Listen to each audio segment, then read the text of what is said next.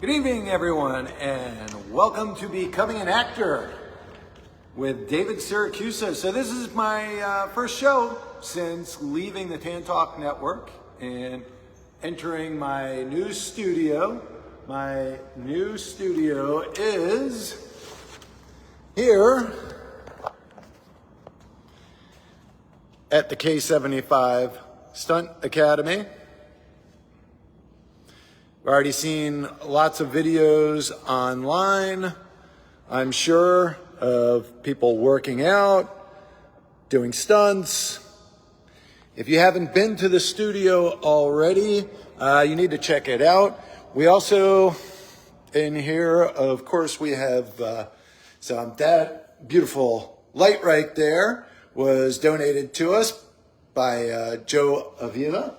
Thank you very much for that. We got some of the stuff in here. We are just getting the Academy going, so a lot of this right now is unfinished, but we're working on it. We have the upstairs area up here. Beautiful little office up here. Still putting up some pictures and whatnot. Our art still hasn't gone up yet, but beautiful office up here. And I love this. You can see out into our beautiful space down below here. And you can get a view of the entire place from up above. So getting the offices all set up. Hey Dylan, how you doing? Getting the offices set up. If you haven't been by, come by. We have training every Monday, Wednesday, and Friday from 6 to 8 p.m. It actually goes till 9, but the actual stunt training is 6 to 8. And then from 8 to 9 is supposed to be open gym. But of course, Kevin has so much fun training everyone that we usually end up going from almost 6 to 9. So you get a full 3 hours almost of stunt training with Kevin. A lot of the times they're small classes, 3, 4, 5, maybe 8 people. That's just for now because we're growing. So if you like the small classes, you should get in here soon because the classes are going to grow as we get older and bigger.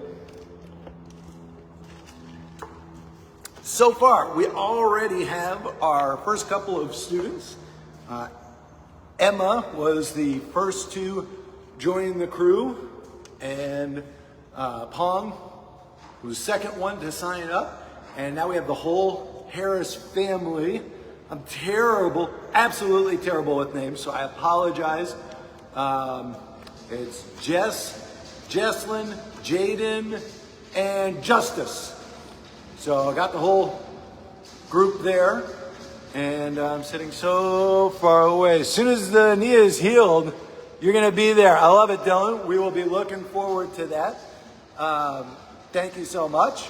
Look forward to having you. And we do have a lot of other people that are already said that they're signed up. So very exciting. I love the fact that I'm in here. I'm going to have to learn how to shut off that fan so it's not quite as loud in here. Hopefully everyone can hear me. Okay, so this is new for me, doing the Facebook Live setup, just the Facebook Live setup. So hopefully what I usually do is I immediately put it on YouTube and then it goes on to my website the very next day. I believe that's how I'm still going to do it. Hopefully you'll be able to find all my past episodes on Facebook or on my website, davidsiracusa.com. But we'll see how it works with this new Facebook setup. I'm going to get a podcast system in here soon, so we'll figure that out. All right, also, we should be able to add callers. So if you want to call in, you can call in, or you can just put the comments in there like Dylan's doing, and you can just talk to me that way, and then I can respond to you. Because what I've noticed is, all right, we are all actors, right? This is all about acting, becoming an actor. What I have noticed is the actors are very shy. I can't get you guys to call in. You'll put comments into the Facebook Live, but you won't call in. I don't get that. I don't understand that. If you guys had a show, I would call in and bug the living daylights out of you. So I guess, lucky for you guys that you don't have a show. Otherwise, I'd be annoying you. So anyway, call in. But if you don't want to call in, just put in a comment and we'll go with it there. Okay. Future shows. I might be moving future shows to Wednesdays. I'm still playing with that. One of the reasons why I want to go to Wednesdays is because then we'll have the students in here. It'll be loud, it'll be raucous, but I want you to be able to see what everyone's doing, whether we're working on rolls or we're working on pulls or we're working on swords or punches, whatever it is that we're working on.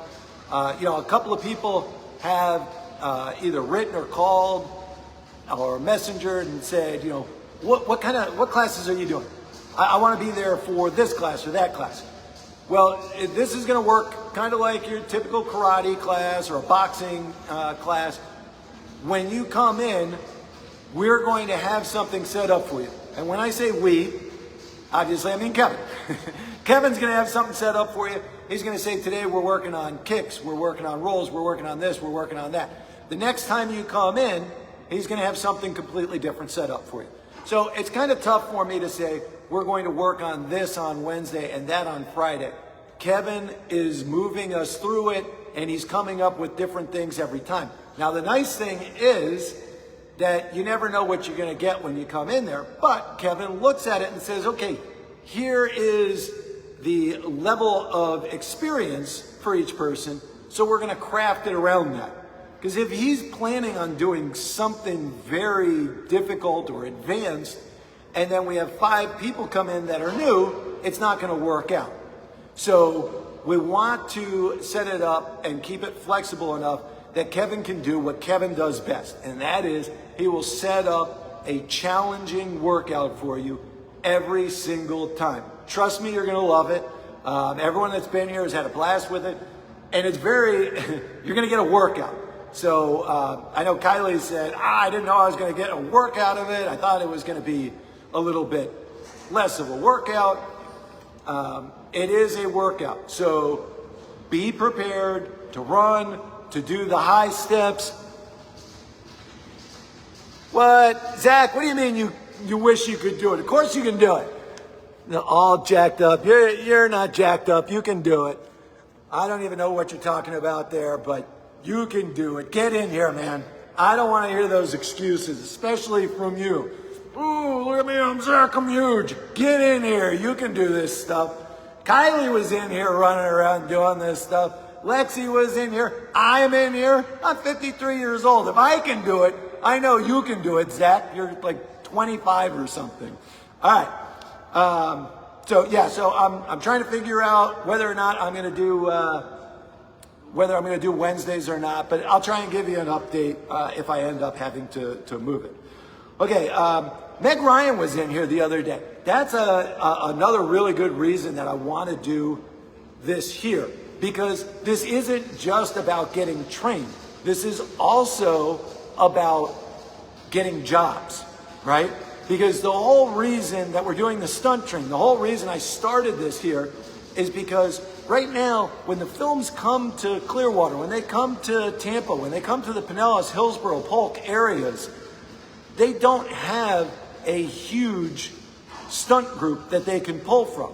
There are a lot of good stunt people in this area. There is a community, but this isn't Hollywood. We need more.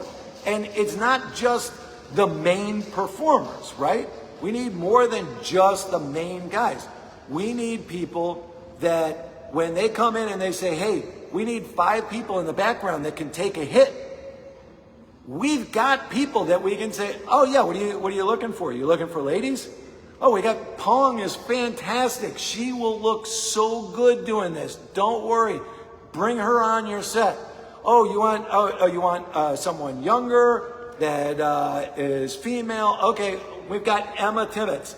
Bring Emma on. She's great. She's an actress, but she's learned how to fight.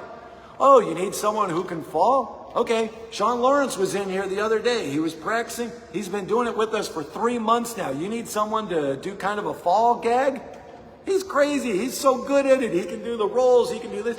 So it's all about getting each other jobs. So when Meg was in here the other day, Meg was talking about all the different places that she goes to get jobs. And she said, if you can do this, if you can do that, you can get a job. I've got so many opportunities for you. And she's talking about the different stuff that you need to do in order to get work.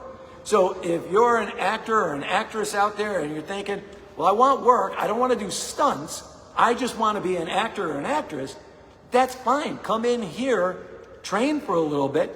Number one, you're going to make great connections. But number two, you're also going to have other areas that you can go to, right? So, Emma was saying, well, I really want to be an actress. Hey, that's great. But if they need someone that's a stunt person, they don't just necessarily need a stunt person. They need a stunt person who can act as well. They're getting the best of both worlds. You are putting yourself a leg up on your competition. So it's a win-win. Don't look at it as I'm coming in here and I'm pigeonholing myself as just being a stunt person. No, this is to give yourself an extra way of getting in front of people. And what I liked about that was the networking. I'm pointing over this way because Meg was sitting over here when she was talking. Not that you have any idea. But Meg was over here and she's talking to Emma and she says, oh, I can get you this job, I can get you. I said, well, Emma, where do you want to work? She said, well, I'd like to work local. Because Meg was talking about all sorts of stuff overseas. And she said, Orlando, something like that. Meg said, oh, Orlando. Oh, I got this for you. I got this for you. I got this for you. Can you do this? Yeah, I can do it. And then Kevin piped in and said, oh, can you ride jet skis? She said, yeah, I'm really great on a jet ski. Great. Now I got this for you and this for you and this for you. That's where you make things happen, right? Is all of those connections. So, all right. We also have producers stop by all the time. Luis Emilio was in here the other day, was talking. Michael Kessler came in. We have people all the time that come in and stop by because they're looking at the place. They want to rent it for themselves, for their productions, for commercials, for things like that. So we get people stopping by all of the time. And if you're here, it's a great opportunity to meet someone. If you're not doing something on a Wednesday night and you have a membership here, or you just want to drop in for a drop-in day, pop in here. You never know who's going to be here. Hey, Amanda. How you doing? What's up? Sorry, a bunch of people's names scrolled by that were watching. I'm sorry, I saw Jose in there and a couple other people. Hey, guys. All right. So, and thank you to Emma Tibbetts, I already said, our very first student. You're awesome. Okay. Now, some other things that I am going through right now. Because I want you to learn from my mistakes, right? We should all be learning from each other's mistakes. And I'm great at making mistakes. So you have a lot of learning to do from me. Distribution. I am trying to get the Uncivil War, America Divided distributed right now. A lot of you might be familiar with it. Some of the people watching, like Jose, says, hi, Jose. We're in the Uncivil War or worked on the crew or something. So a lot of people in this area, in the Tampa Bay area, worked on it. So you're very familiar with it, right? I thought it was a decent movie as far as, it was a decent budget. Not the biggest in the world, but it was a good sized budget. We had a lot of people working on it. We had some good names in it. You can actually see, there's Danny on my calendar in the background there. My wife made a nice calendar for me with some of the people from the Uncivil War in it. I had a lot of good people in this film.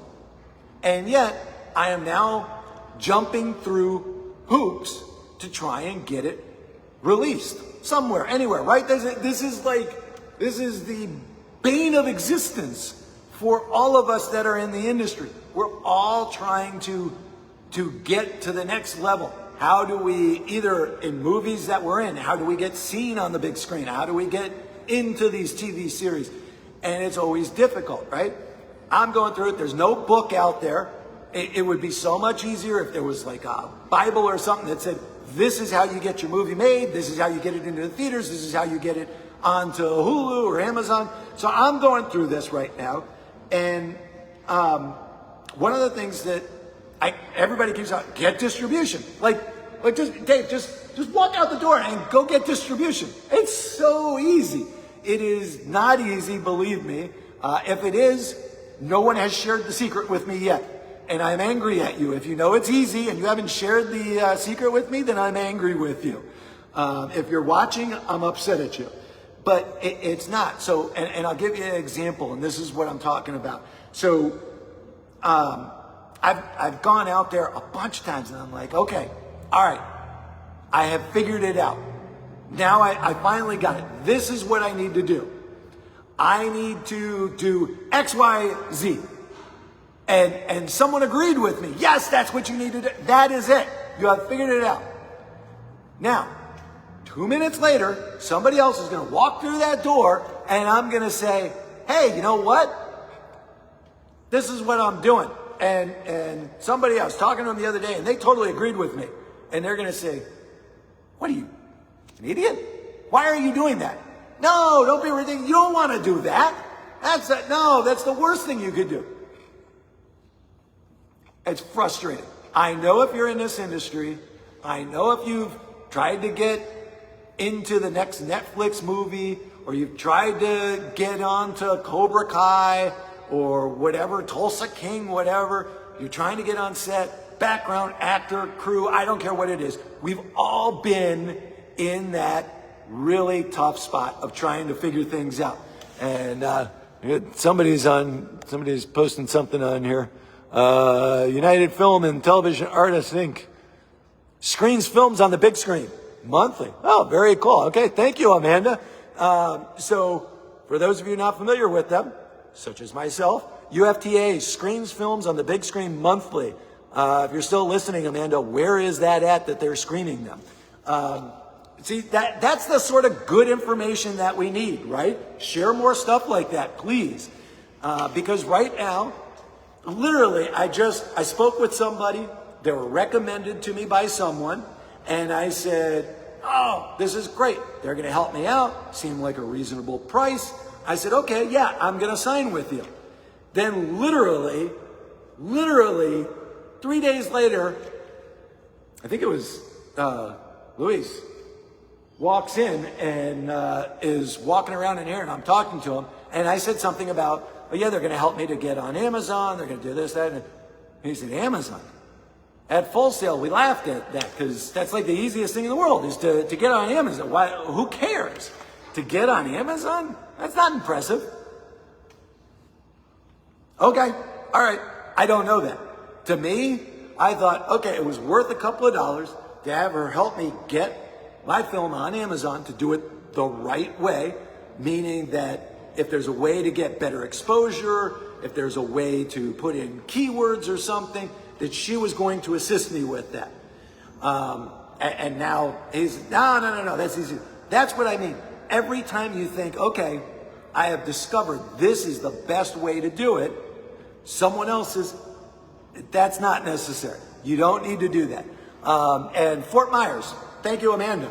So Fort Myers is where they screen the films. I'm going to be looking into that. I think that's great. And it's one of those things where this might be great. It might turn out that someone else might now write in and say, no, you don't want to work with them because then once it's screened there, they're tied into rights with it or something. I'm not saying that, Amanda. I'm just saying this is what I'm talking about. It's good to hear from people like this because I want to hear what's out there. I want you guys to hear what's out there. That's a new one that I haven't heard of before. So hopefully it's helpful and will work for some people and will give some people a new option to go to. Who to work with. This is another big one. Like this young lady that I was just talking about. She seemed to me a great reference, all ready to sign a contract. And then I talked to Luis and he's like, I don't know. So now I'm kind of second guessing it. Am I going to sign with her? I still might. I'm not really sure. But it gave me pause, so I haven't done it yet. So now I'm kind of back to, all right now I'm calling individual theaters and I'm still going through that process. And I kind of said, let me go back to the drawing board first before I do reach out and see. So maybe I still will go back to her. Okay. Oh, I was going to say, so here's a good example. Two people who have been very helpful to me so far. Matt and Tesha Clark. I was having the most disastrous time trying to figure out where to go with the premiere for the Uncivil War. I wanted to do it in the Tampa Bay area because this is where a lot of the cast and crew are from.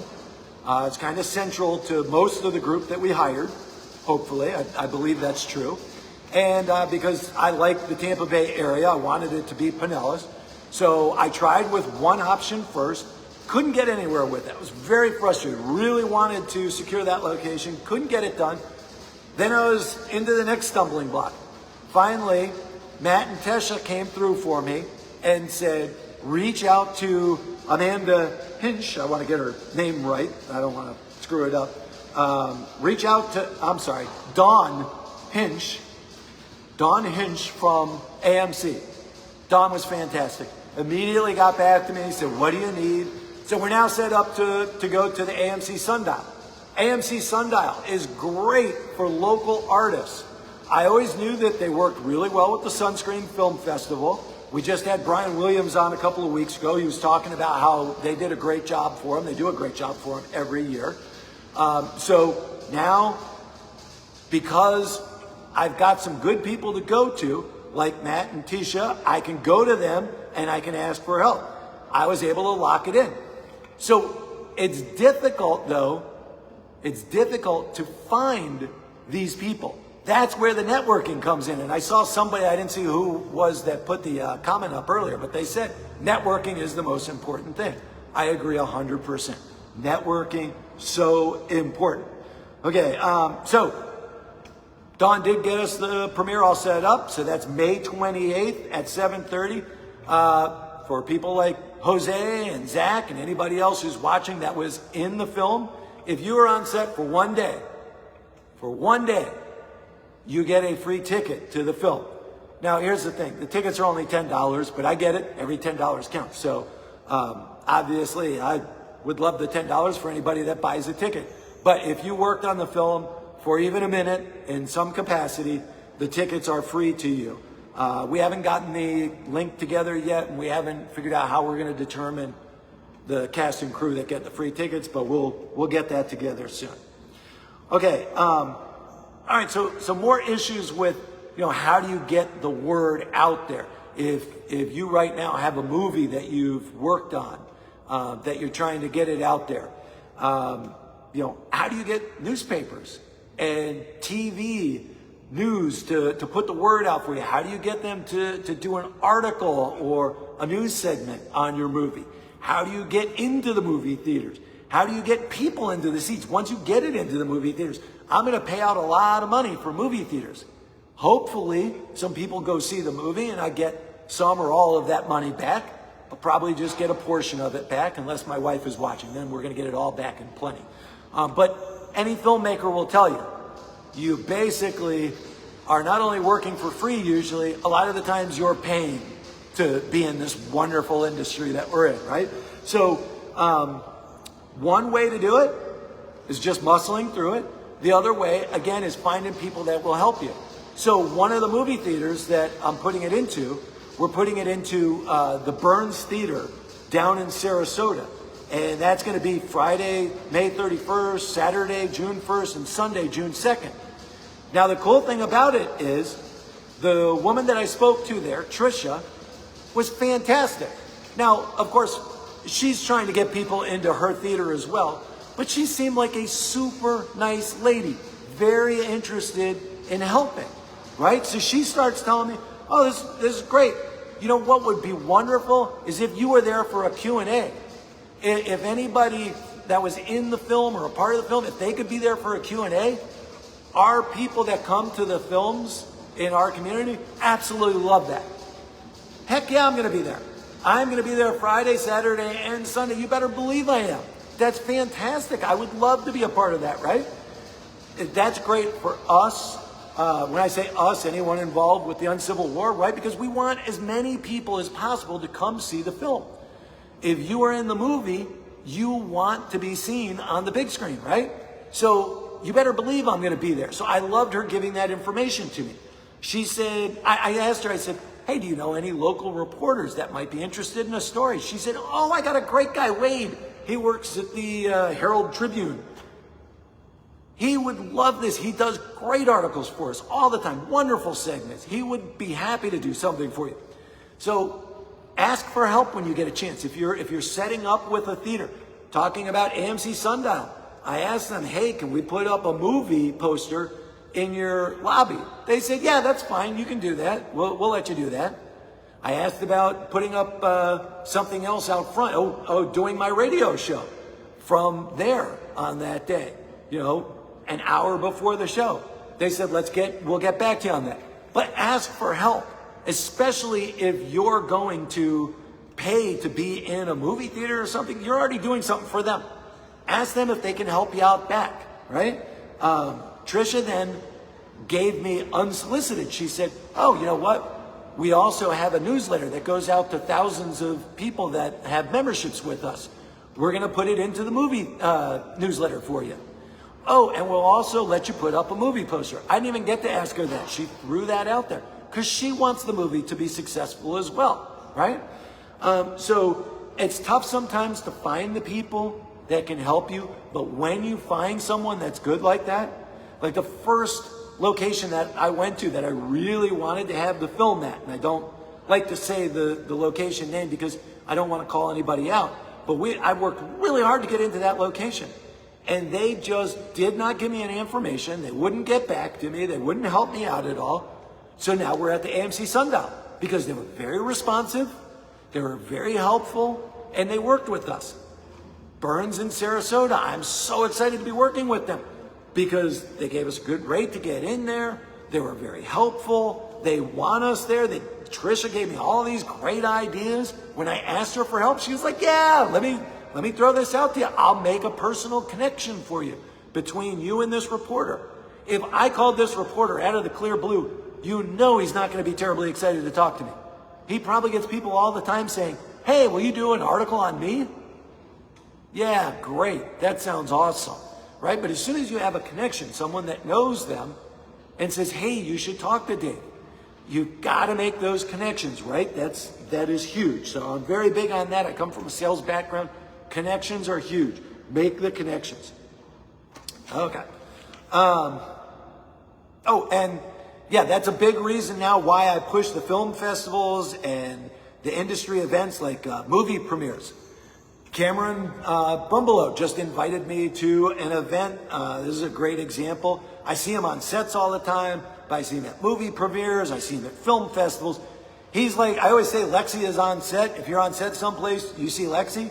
Well, if you're on a movie premiere or if you're at a movie set and you're talking to the crew, Cameron always seems to be there. He's another one of those guys, right? So next Wednesday, not this Wednesday, next Wednesday, I won't be at the stunt training because I'll be at a screening of Bad Tenant. So this sounds like a great movie. It's going to be held at Coastal Creative. Again, Coastal Creative is technically a competitor of ours because they have a beautiful place to film productions and stuff, and we're going to be filming productions here. We've already had a bunch of them talk to us about it. But I don't mind talking about them because their place is fantastic. I never have a problem. Kevin's a good example of that. Kevin's telling people all the time, you should go to Kahana's in Orlando if you need a place to do stunts. We're not worried about the competition. There's plenty of business, and we're not really competition for them yet because we're on a different level. We're probably dealing with a lot more of the indie budget folks right now because our space is more wide open and it's not as amazing as Coastal or Blue Water or some of the other ones that are around here. That's fine. Porsche doesn't try to compete with Honda. They're two different companies. Honda has grown over the years and now competes with different companies that they wouldn't have in the past. We plan on competing with other companies in the future as we get bigger. So, I'm not the least bit worried about that. So Bad Tenant at Coastal Creative is next Wednesday. If you get a chance to go to it, go to it. There's going to be a lot of great people, I guarantee you, there to network with. How do I know there's going to be great people there? Because Cameron's involved with it, because it's at Coastal Creative, a fantastic place down in St. Pete. Hopefully Cameron's not angry at me, because I believe it's open to the public. Probably should have asked him before I started yelling about go to look for it. But if you're interested in it, or if it's not open to the public, then just come train here on Wednesday with Kevin. Oh, actually, we might not be open on Wednesday. Anyhow, so Cameron's been great to me over the last year or so since I've gotten to know him. He's gotten me onto sets. He's introduced me to people. He's fantastic. That's how you make it in this industry. Really, any industry. It's not just for the entertainment industry. If you are in business in some way or another, the way to make it is good connections. So I'm telling you right now, Matt and Tisha are good people to know. Cameron's a good guy to know. Any of the folks that I've talked about so far that have called out their names, really good people. Get to know those people. There's a guy that just moved down here from, I think he said Brooklyn. He's a director. Looks like he's got some big credits on his account. He's probably reached out to 50 people in this area. I certainly don't think I'm special because he reached out to me. He's probably reached out to a ton of people. Reached out and said, hey, can we go grab a cup of coffee? That's brilliant. I immediately texted him back. He put his phone number in the email. So I texted him. I said, yeah, I'd love to get together with you and grab coffee one day. Diet Coke, because I don't drink coffee. I drink Diet Coke, usually from Chipotle. They should be paying me. But I said, yeah, absolutely, I'll get together with you. Guy might be terrible, might be a jerk to know. Probably not, probably a great guy. But you never know until you actually go out and you meet people and you make connections. Maybe I'm more helpful to him than he is to me because I can connect him with some other people here. So, what's bad about that? Connect people. It will probably come back to you in the long run, or you can just be altruistic and just connect people because it's the right thing to do. Why not, right? It doesn't all have to be about moving yourself forward. Ooh, Diet Coke. Really, Melissa? You come on just to say that? I'm in the middle of a good rant, and I see, ooh, Diet Coke. I know, it's terrible for you, but I can't break the habit, so. All right, in fact, if there are other connections are good, Lonnie, absolutely. Coke Zero, oh, no, not Coke Zero. Amanda, I can't talk to you anymore. Amanda. All right, so in fact, let's do a little promotion for each other. If there is someone out there that people should know that is really helpful for one reason or another, for post-production, for getting on set, like Cameron or, anybody else, put their name in there. Shout them out. Put somebody in there to give some recognition to somebody. Let's help each other. Let's advertise for each other, right? All right, set terminology. I usually don't get to the set terminology unless I don't have someone in the studio, which I don't have anybody in the studio today, just me by myself. So let's go over a few things. Most of the people that are watching, all the names that I've seen pop up here, you guys all know this stuff, but I want to go through it anyway because if there are any new people that are watching that are just being shy, that don't want to yell out their names or anything, I want you still to know it, or if anybody goes back and watches it later. So dailies. I'm sure everybody knows what the dailies are, but if you're new to the industry, this could be a term that could throw you. In fact, I saw Luke put it into one of his comments the other day to the Myra's group, and I think someone said dailies. Not really sure. I think they were somebody that was newer to acting. So even a common term sometimes can throw people because you just haven't heard it yet in the industry. A year in the industry, I don't think I would have heard it. I don't think I would have known what it was until I did Uncivil War. So, all right, so dailies are the raw, unedited film from the day's shoot. I personally hate them. I have the attention span of a gnat. Dailies are huge. There is so much to the dailies because it's literally everything you shot during the day. I am sure there are people out there. Cookie probably loves looking at them. The detail-oriented people probably just love getting into that stuff, love getting into the weeds. Luke probably loves them. I hate the dailies.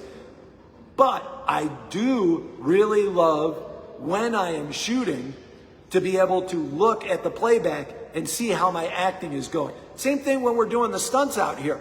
I love to see how did I do in the stunt, because I want to see, I feel like I'm doing the stunt right, or I feel like I'm doing it wrong, but until you actually watch it on film, you don't know how bad you really are, or how good you are, or what you need to change to go from bad to good.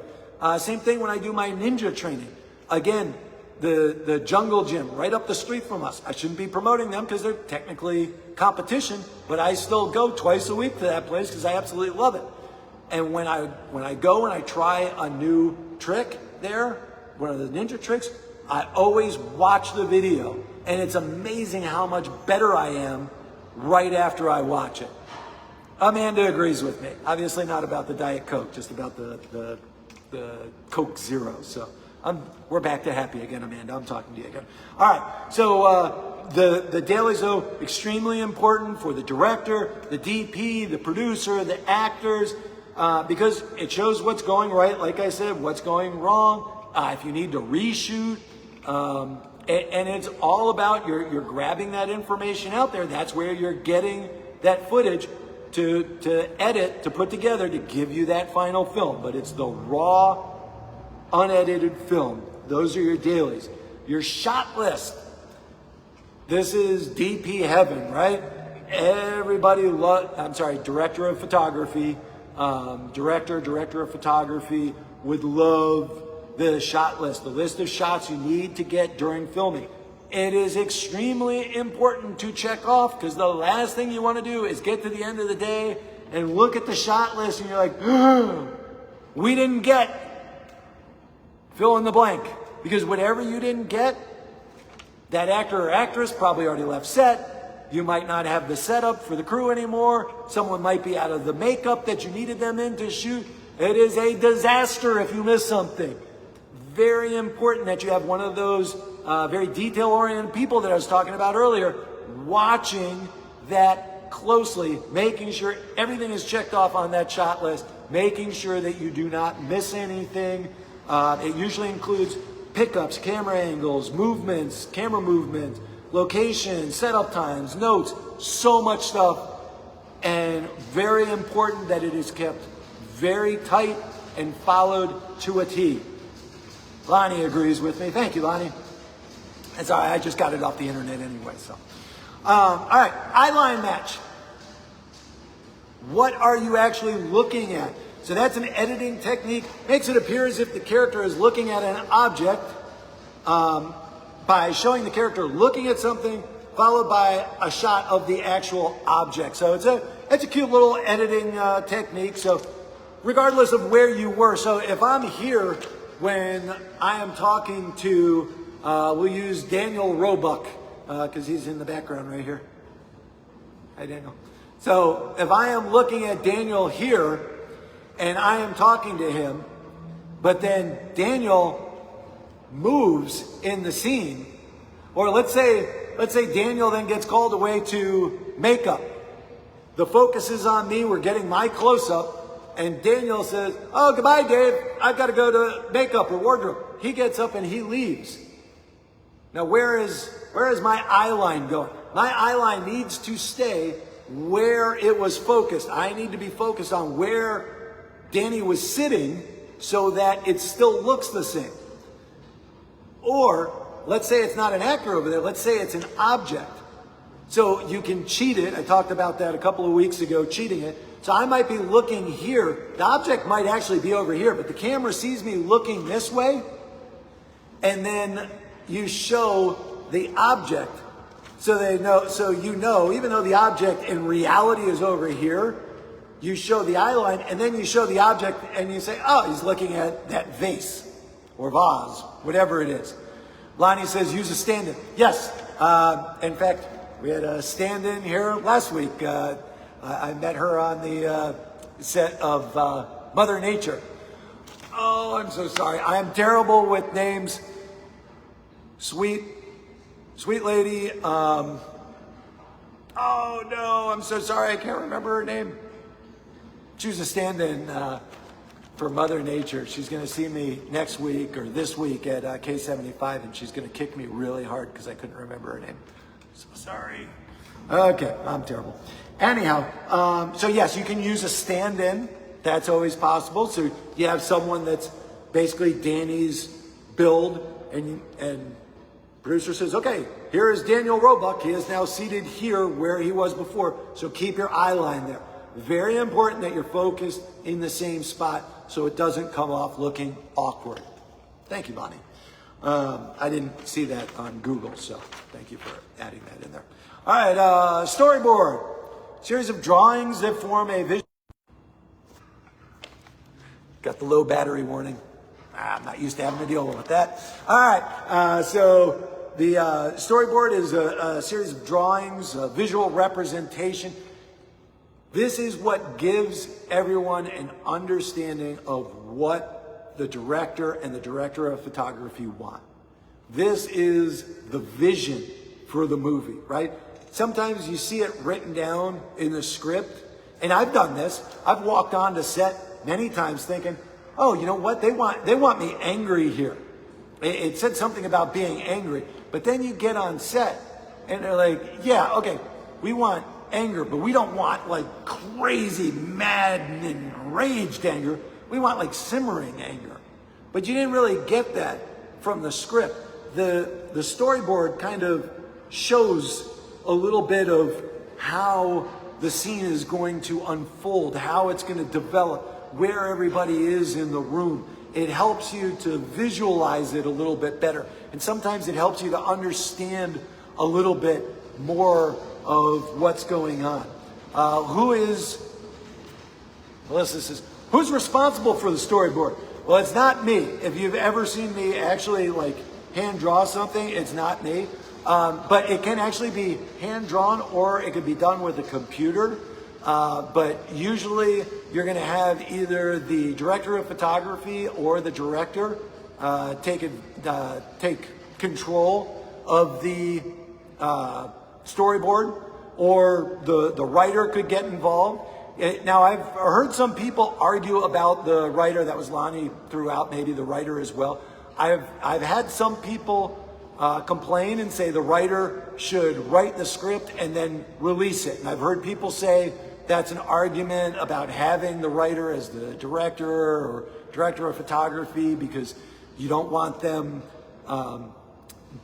that you want them just to give the premise and give the story and then to get out of the way and let the director and the director of photography create the film there. I don't necessarily agree or disagree with that.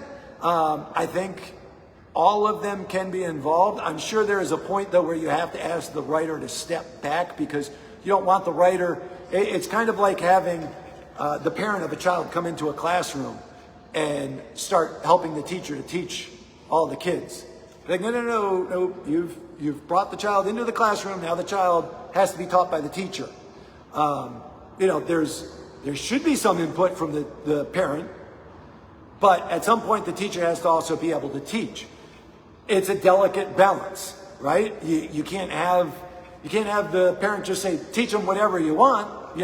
If you're at a Catholic school and they're teaching them something that's not Catholic, the parent might get upset about that. If you're in a public school and they're teaching them about Catholicism or Islam or Judaism or something, you might say, whoa, this is a public school. So there is a tenuous connection, right? So same thing with the writer getting involved. Now, a lot of the times, like for my film, I was the writer and I was also an actor in it. So I'm sure that Andrew Huff, the director, and Chris McKechnie, the director of photography, I'm sure they were nervous. Well, I was on set every day. I'm sure they were nervous every day I was on set because okay, Dave, you've written it, leave it alone. Now it's up to us now to bring this project to life, right? And I tried to stay out of their way, and there were one or two times and I was like, guys, that's not what I envisioned with this. And there was a meeting of the minds, and they won most every time. Still not happy about that. That's all right. All right, but no, seriously, we talked about it a lot, and usually we would come to an agreement on things. So, all right, so storyboard, did I get through that? Yeah, I got through all that. All right, something that came up on Facebook the other day when I posed a question about it was how important are the MPAA ratings? And, a lot of people said, don't waste the money. A lot of people said, don't waste the money on it, because it's a lot of money. It's $2,500. Now, I'm sure for some people, they're like, $2,500. It's a big deal. It's like finding $2.50 on the floor. Not the case for me. That's a lot of money for me. And I'm putting out a lot of money to put my film into movie theaters and for the premiere and opening up the Stunt Academy and stuff. So, I don't have a whole lot of money just falling out of the pockets anymore. Okay, do I want to spend $2,500 on a rating? And a lot of people said, don't spend the money on it. Some people said they help to sell movies. Some people said that the distributors are going to be the ones that are responsible for it.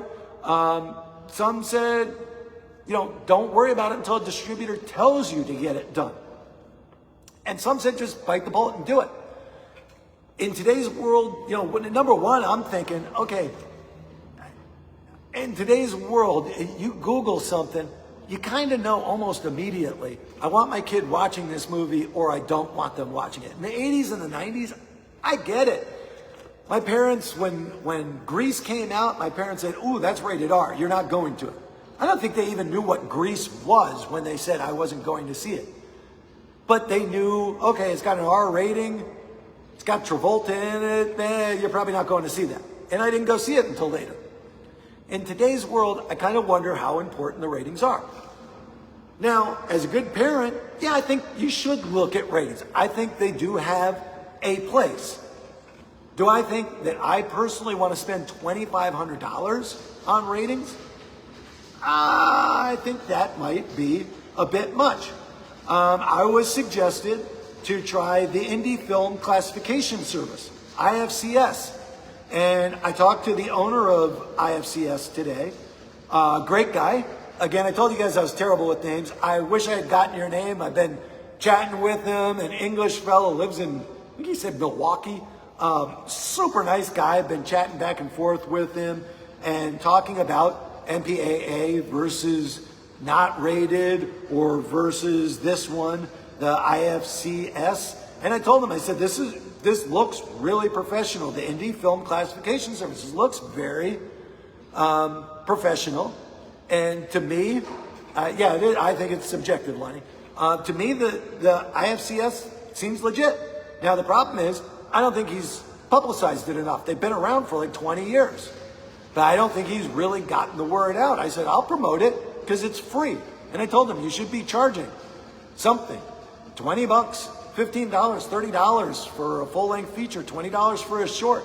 I think, number one, it makes it more professional. It makes it more legit. And I think people would pay for it. Because for me, paying $20 or $30 to get it rated, that's not an issue. That I would pay all day. I think that makes sense. So I thought that was a great idea. It will still show that this is a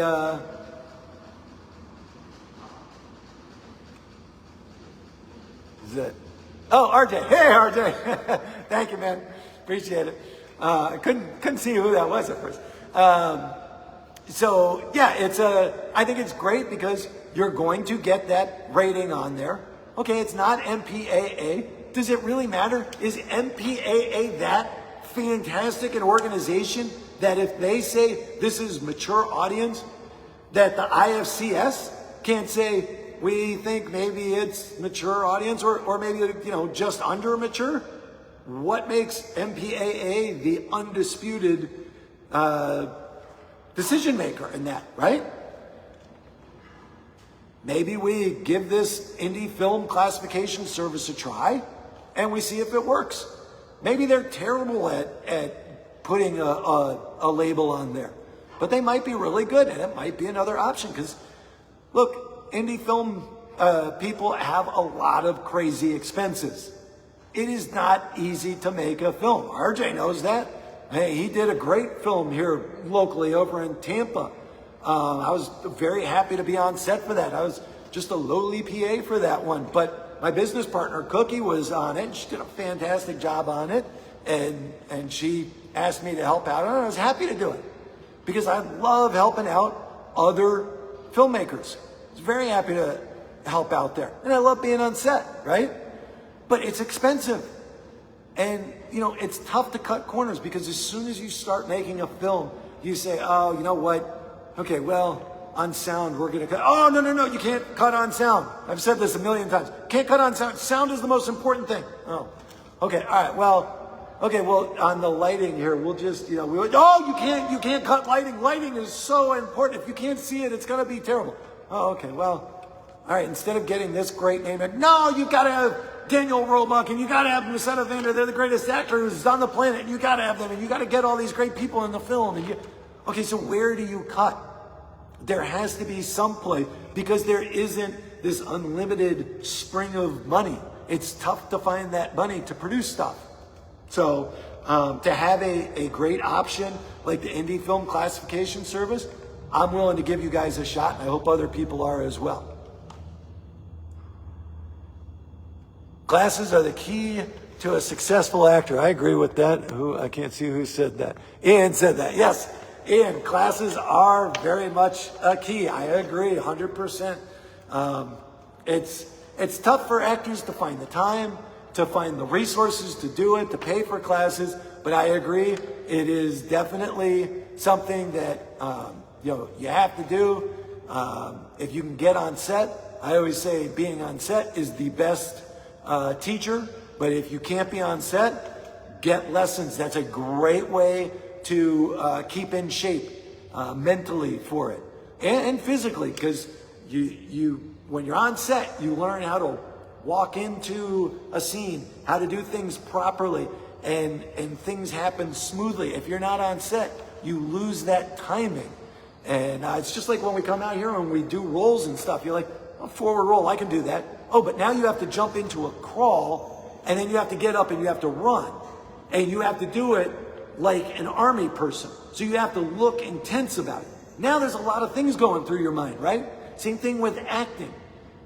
So, if you have a good instructor and you can learn and practice those things, it helps a great deal. So I agree 100%, Ian. Acting, very important. Or acting lessons, excuse me. Okay, another question I put up on Facebook, got a lot of great answers from. Most of them, almost all the same. I said, what do you wish you had done differently? And I love this. I think I might have talked about this one before. But everyone said, get involved sooner. I love that. This industry is fantastic. If anyone comes to you and says, should I get into this industry? Your answer should be absolutely. And if it's not excited, absolutely, then this business is probably not for you, because you are not going to bring your A game when it's time to get on set and act, right? You've got to be excited about this industry. I got to put a clock up there so I know when my time's running low here. All right.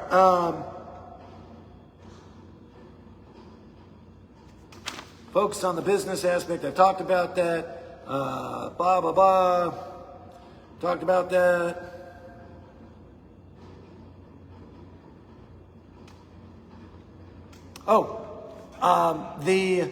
The premiere of the movie and the other theaters that I'm going to be putting the film in. Again, I'm only charging $10. People have told me to charge more for the tickets.